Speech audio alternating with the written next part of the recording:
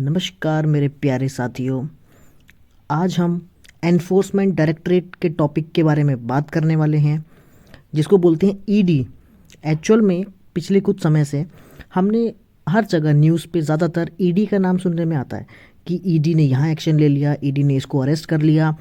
तो ये ईडी, चलिए बेसिक आपको शायद पता भी हो, न्यूज़ देख के पता लग जाता है, लेकिन आज हम ईडी का A to Z इसके बारे में डिटेल में जानेंगे। साथ ही साथ हम ये भी जानेंगे कि क्या एक्चुअल में ईडी गवर्नमेंट के इशारे पे काम करती है या फिर ईडी के पास एक्चुअल में इतना जुरिस्डिक्शन है कि वो ये सारे काम कर सकती है। और बाकी बहुत सारे फैक्ट्स हैं ईडी से रिलेटेड, एक ही वीडियो में मैं आपको सारे शेयर करूँगा। तो चलिए आगे बढ़ते हैं और शुरू करते हैं जानना। फर्स्ट ऑफ ऑल बेसिक जानते हैं कि डायरेक्टरेट ऑफ एनफोर्समेंट, जिसको हम ईडी बोलते हैं, देखिए ईडी बोलते हैं, डीई इसकी एब्रीवेशन में, पर हम इसे ईडी बोलते हैं, ठीक है। एनफोर्समेंट डायरेक्टरेट हम इसे बोलते हैं। द डायरेक्टरेट ऑफ एनफोर्समेंट और ईडी ये है क्या? ये एक मल्टी डिसिप्लिनरी ऑर्गेनाइजेशन है। फर्स्ट ऑफ ऑल ये एक ऑर्गेनाइजेशन है, ठीक है, like CBI, like income tax. तो ये क्या है? वैसे ये मल्टी डिसिप्लिनरी ऑर्गेनाइजेशन है which investigates economic crimes and violation of foreign exchange laws.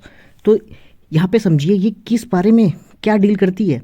ये डील करती है इकोनॉमिक क्राइम्स। अब इकोनॉमिक क्राइम्स मतलब जो भी क्राइम पैसे से रिलेटेड है। अब देखिए वो भी सारे नहीं है, आगे मैं आपको बताऊंगा उसमें भी क्या डिवीजन है, लेकिन इकोनॉमिक क्राइम्स से ईडी डील करती है। पैसे से रिलेटेड अगर कहीं पे भी कोई क्राइम हुआ तो ईडी का रोल उसमें आ सकता है। And violation of foreign exchange laws. Foreign exchange मतलब सिंपली समझिए, फॉरेन एक्सचेंज का मतलब फॉरेन करेंसी। अगर फॉरेन करेंसी से रिलेटेड कोई भी ऑफेंस लगता है, ऑफेंस मतलब या तो आपने फॉरेन करेंसी अपने पास ज़्यादा रखी हुई है प्रिस्क्राइब लिमिट से ज़्यादा, या फिर आप कहीं फॉरेन में जा रहे हैं या वहाँ से आए हैं, उस हिसाब से अगर आपके पास फॉरेन एक्सचेंज मिलता है तो वो सारी जो भी मैटर होंगे वो भी डील करता है ईडी, ठीक है।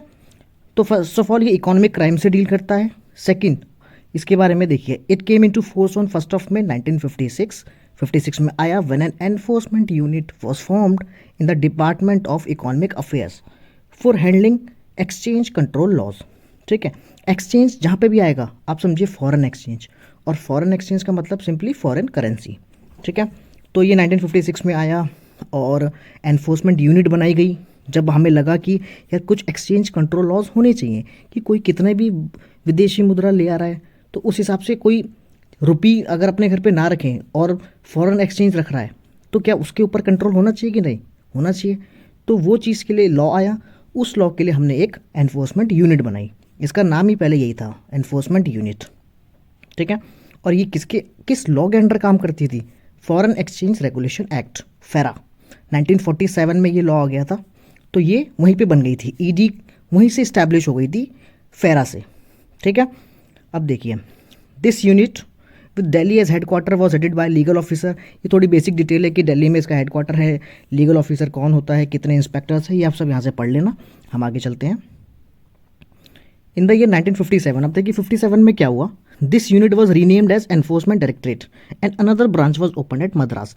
इसकी एक ब्रांच खोली गई और साथ में इसका नाम चेंज कब हुआ? 1957 में, ओके। अब 1960 में क्या हुआ, administrative control of directorate was transferred from department of economic affairs. पहले ये डिपार्टमेंट ऑफ इकोनॉमिक अफेयर्स के अंडर में आती थी, अब इसे डिपार्टमेंट ऑफ रेवेन्यू को शिफ्ट कर दिया गया, ठीक है, 1960 में। ये एक जनरल डिटेल है, आप याद रखना चाहे रख सकते हैं, और अगर आपके कहीं यहाँ पे लिखने के लिए आता है किसी एग्जाम में तो आपके लिए काफ़ी इंपॉर्टेंट है। अब देखिए ईडी को इतनी पावर मिलती कहाँ से है? हम ये देखते हैं कि इसने इसको भी अरेस्ट कर लिया, ये यहाँ छानबीन भी कर रही है, ये मतलब इसका दायरा बहुत बड़ा है, पर ये दायरा बड़ा कैसे हुआ तो वो समझते हैं। फर्स्ट ऑफ ऑल दायरा हमेशा किसी भी एजेंसी का बड़ा होता है एक्ट से, एक्ट मतलब कानून से। अब किस कानून में कितनी उसको पावर दी गई है उस हिसाब से उसका दायरा तय किया जाता है। जैसे द डायरेक्टरेट ऑफ एनफोर्समेंट मतलब ईडी एक मल्टी डिसिप्लिनरी ऑर्गेनाइजेशन है, ये तो हमने सब देख लिया। इसको किस किस एक्ट से पावर मिलती है, ठीक है। The statutory functions of the directorate includes enforcement of following acts, मतलब इन एक्ट्स को लागू कराने की जिम्मेदारी ईडी की है। जैसे आईपीसी को लागू कराने की जिम्मेदारी किसकी है? आईपीसी मतलब इंडियन पिनल कोड, पुलिस की, ठीक है, जनरल पुलिस जो हम जानते हैं। वैसे ही इन एक्ट्स में जो भी क्राइम दिए गए हैं, जो मैं अभी आपको बताऊंगा, उसमें उसको लागू कराने की जिम्मेदारी है ईडी की। ठीक है, आईपीसी तो हमारे क्रिमिनल लॉ को डील करती है कि कहीं क्राइम हो गया, चोरी हो गई, मर्डर हो गया, रेप हो गया, तो वो वैसी पुलिस देखेगी, जनरल पुलिस। अब कोई इकोनॉमिक अफेयर्स, इकोनॉमिक क्राइम हुआ है तो उसको डील करेगा ईडी, और वो भी इन स्पेसिफिक एक्ट्स में। पहला act the prevention of money laundering act 2002। ठीक है, इस एक्ट में मतलब मनी लॉन्ड्रिंग, मनी लॉन्ड्रिंग मतलब काले धन को सफ़ेद धन में बनाना। ठीक है ना, अगर बेसिक बताऊं तो इससे इस पे कौन डील करेगा? ईडी। कैसे? It is a criminal law enacted to prevent money laundering and to provide for confiscation of property. ये सब इसके बारे में लिखा हुआ है, कैसे ब्लैक मनी को वाइट में कन्वर्ट किया जाता है। इसके कई सारे तरीके हैं, कुछ स्टेप्स हैं उसको प्रिवेंट करने के लिए, कि वो देखती है कि हाँ शेल कंपनी बनी या फिर कैसे हवाला से पैसा कैसे वाइट हुआ, ये सब चीज़ें। इस पे कौन डील करेगा? ईडी। इसमें नॉर्मल पुलिस काम नहीं करेगी, यहाँ पे ईडी आएगी एक्शन में। तो ईडी को पावर देने वाला पहला act prevention of money laundering act 2002। अब चलते हैं आगे। सेकंड एक्ट जो ईडी को पावर देता है वो है the foreign exchange management act. पहले फेरा था जहाँ पे ईडी बना, उसको रिप्लेस कर दिया गया 1999 में, फिर बनाया फैमा। तो ये एक्ट है सेकंड जो ईडी को पावर देता है। ये किसके रिलेटेड डील करता है? ये फॉरेन एक्सचेंज वाला ही है। ठीक है, मतलब फॉरेन करेंसी को लेके जो भी लॉज होते हैं, कहीं उससे तय लिमिट से ज़्यादा तो पैसा नहीं है, कहीं आपने कोई डील फॉरेन करेंसी में तो नहीं करी, ये सब चीज़ें अगर गवर्नमेंट की परमिशन के बगैर की जाती है तो वो इस एक्ट के दायरे में आती हैं। ठीक है, सो ईडी को यहाँ पे भी पावर है। तो कभी आप देखेंगे कि मनी लॉन्ड्रिंग के कोई क्राइम्स में ईडी अरेस्ट कर रहा है, कहीं आप देखेंगे फॉरेन एक्सचेंज का कोई क्राइम है वहाँ पे कर रहा है। मैं आगे आपको सब डेटा दूंगा कि कितनी सक्सेसफुल रेशियो रही है ईडी की, कि भाई कितने लोगों पे केस दर्ज करता है और कितने लोगों को एक्चुअल में पनिशमेंट होती है, वो सब मैं आपको डेटा दूंगा। तो सेकंड एक्ट हो गया फेमा। थर्ड इज ये नया एक्ट है 2018 में आया, fugitive economic offenders act. Fugitive economic offenders मतलब जो इकोनॉमिक ऑफेंस करके फ्यूजिटिव हो गए, भाग गए, भगोड़े हो गए, उनको भी कौन वापस लाने की जिम्मेदारी और उनके ऊपर एक्शन करेगा? ईडी। ठीक है, तो ये तीसरा एक्ट है। इसमें क्या करता है जनरली, यहाँ पे अटैच कर लेता है property of the fugitive economic offenders who have escaped from the India, warranting arrest and provide for confiscation of their properties to the central government. क्योंकि वो तो भाग गए, लेकिन अगर उनकी कोई प्रॉपर्टी है तो वो तो यहीं रह गई, तो उसको ये अटैच कर लेता है ताकि वो वापस आए। नहीं आते तो उस हिसाब से पैसा वसूल कर लिया जाता है बेच के, और इसी तरीके से इसमें एक्शन होता है। तो ये तीसरा एक्ट था। नाउ फोर्थ इज फेरा। अब देखिए फेरा रिपील हो चुका है, ठीक है, लेकिन सबसे पहले ईडी को इस्टेब्लिश करने वाला यही एक्ट था। इसमें भी इसे बहुत वाइड पावर्स दी गई थी। ठीक है, तो ये तीन एक्ट बेसिकली, और ये है चौथा एक्ट। ठीक है, now fifth one is sponsoring agencies like COFEPOSA. अब देखिए कॉफेपोसा क्या है? ये एक एक्ट है। कौन सा? Conservation of foreign exchange and prevention of smugglings activities. अगर कोई स्मगल करके ला रहा है, ठीक है, वहाँ पे भी ईडी का रोल आ जाता है। 1974 का ये एक्ट है। यहाँ पे भी एम्पावर किया गया ईडी को कि to sponsor cases of preventive detention with regard to contravention of FEMA. ठीक है, अगर कुछ इस वाले एक्ट के दायरे में, कॉफेपोसा में कोई भी दायरे में आता है और उससे फेमा के रूल्स उल्लंघन होते हैं, क्योंकि सारे जो भी एक्ट हमने देखे ना पांचों, चौथा तो रिपील हो चुका है, ये चारों एक्ट क्या है? एक दूसरे से इंटरलिंक्ड है। कि फॉरेन एक्सचेंज का आएगा तो हो सकता है हवाला का भी आ जाए, मतलब मनी लॉन्ड्रिंग आ जाए। कॉफेपोसा आता है तो फेमा भी आ सकता है। तो ये सारी चीज़ें इंटरलिंक्ड है। यही सारे एक्ट ईडी को पावर देते हैं। क्यों? अलग अलग एक्ट में जनरली होता क्या है कि एक एक्ट होता है और एक एजेंसी होती है। जैसे इनकम टैक्स एक्ट है और इनकम टैक्स एजेंसी है। ठीक है, पर ईडी के केस में क्या है, इसके लिए 3-4 एक्ट्स हैं, तो वो मैंने आपको सारे बता दिए कौन से हैं। अब कुछ केसेस तो वैसे बहुत सारे आपको मिलेंगे, लेकिन जिसमें इंपॉर्टेंट कुछ बात इस्टेब्लिश हो गई, मैंने सिर्फ वो 2 केस लिखे हैं अभी फ़िलहाल। बाकी आप वैसे पढ़ सकते हैं गूगल से। देखिए पी चिदम्बरम का केस हुआ था 2019 का, आप सबको याद भी होगा। इसमें सुप्रीम कोर्ट ने इंपॉर्टेंट बात कही। इसने कहा कि देखिए जो भी ऑफेंस है पीएमएलए मतलब prevention of money laundering act में जितने भी ऑफेंसेस आ रहे हैं ना, ये सारे कॉग्निजेबल हैं। तो पी चिदम्बरम जो हैं, हमें पता है कांग्रेस के लीडर हैं और पहले हमारे मिनिस्टर भी रह चुके हैं, आई थिंक फाइनेंस मिनिस्टर। तो इसमें क्या था कि ये पुलिस इनको पकड़ने के लिए ढूंढ रही थी, ठीक है, और ये भागे जा रहे थे, ये अपना बेल पिटीशन लेके सुप्रीम कोर्ट भी गए। तो वहीं सुप्रीम कोर्ट ने बोला था कि भाई पीएमएलए जो केसेस होंगे ना ये कॉग्निजेबल होंगे और पुलिस आपको अरेस्ट कर सकती है, ठीक है।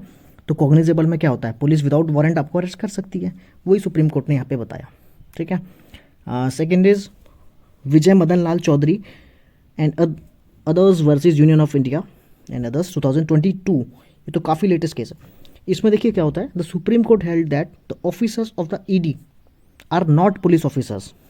वैसे ये बात पहले भी बोल चुका है सुप्रीम कोर्ट, पर यहाँ पे भी बोला गया कि देखिए जो ईडी वाले लोग हैं वो पुलिस ऑफिसर नहीं है, मतलब जिन्हें हम पुलिस ऑफिसर डिफाइन करते हैं वो पुलिस ऑफिसर ईडी वाले नहीं हैं। इससे क्या फ़ायदा और क्या नुकसान, क्या मैं आपको समझाता हूँ। The statement recorded by such officials under section 50 of PMLA cannot be treated as self incriminatory for the purpose of article 23 of the Indian constitution.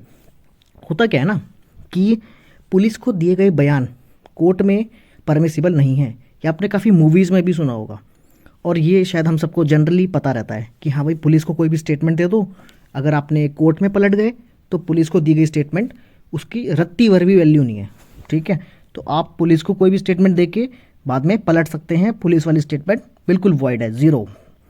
But ED को दी गई स्टेटमेंट, वही बात आ गई, क्योंकि ईडी पुलिस ऑफिसर नहीं है, इसलिए ED को दी गई स्टेटमेंट जो भी होगी ना वो कोर्ट में परमिसिबल होगी और आपको सेल्फ इंक्रिमिनेटरी नहीं माना जाएगा। मतलब कॉन्स्टिट्यूशन अगर आपने पढ़ा है उसमें लिखा है कि किसी को भी हम प्रेशराइज नहीं कर सकते कि वो अपने अगेंस्ट कोई बयान दे, ठीक है ना। अक्यूज को ऐसा नहीं कि पकड़ लिया तो इसको पीटो या कुछ भी बोलो और वो अपने अगेंस्ट ही बता दे, ऐसा नहीं कर सकते हम, और ऐसा हम नहीं कर सकते ये बोला गया था। मतलब ये पुलिस ऑफिसर के लिए तो बिल्कुल डिफाइन था कि हाँ भाई इनको दी गई स्टेटमेंट तो है ही नहीं, लेकिन ईडी के लिए क्लियर नहीं था। तो सुप्रीम कोर्ट ने यहाँ पे क्लियर किया और कहा कि भाई ईडी को दी गई स्टेटमेंट कोर्ट में वैलिड हो सकती है और इसको सेल्फ इंक्रिमिनेटरी नहीं माना जाएगा कि आपने कोई प्रेशर में दी है, नहीं, क्योंकि ईडी वाले पुलिस वाले नहीं हैं सिंपली। और इसमें एक और चीज़ है, यहाँ पे शायद मेंशन नहीं है, यहाँ पे ये भी बोला गया था कि देखो अगर आपने समन करने से पहले का है तो वो माना जाएगा कि ठीक है वो इसके दायरे में आएगा, जो मैंने आपको समझाया कि वो सेल्फ इंक्रिमिनेटरी नहीं होगा। अगर ईडी ने समन करने के बाद बोला है तो ईडी को भी फिर पुलिस ऑफिसर की तरह ट्रीट किया जाएगा और वो भी फिर सेल्फ इंक्रिमिनेटरी नहीं माना जाएगा कि हाँ आपने इससे ज़ोर ज़बरदस्ती से बयान लिए हो सकते हैं। तो समन से पहले हम मानेंगे कि वो भाई पुलिस वाले नहीं है, तो बयान आप जो दोगे कोर्ट में परमिसिबल है, और समन के बाद ऑपोजिट हो जाएगा, जैसे पुलिस वालों के लिए डील करते हैं वैसे ही ईडी के लिए भी डील होगा। तो ये दो केसेस हैं इंपॉर्टेंट, आप इसको फर्दर अगर आपको पढ़ना हो तो गूगल में केस आपको मिल जाएंगे। आगे हम बढ़ते हैं।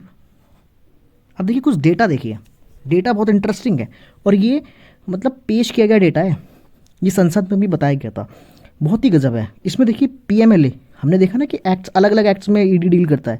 अब अगर मनी लॉन्ड्रिंग के एक्ट में अगर डील कर रहा है, इसने आज तक 5422 केसेस रिकॉर्ड करे हैं कि हाँ इतनों 5422 लोगों के अगेंस्ट केस हुए एक तरीके से, ठीक है।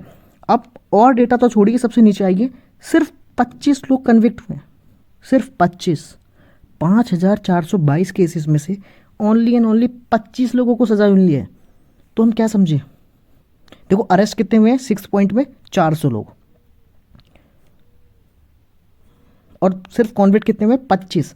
तो मतलब देखिए ना केसेस कितने ज़्यादा रजिस्टर हो रहे हैं और पर्सन कितने कम अरेस्ट हो रहे हैं।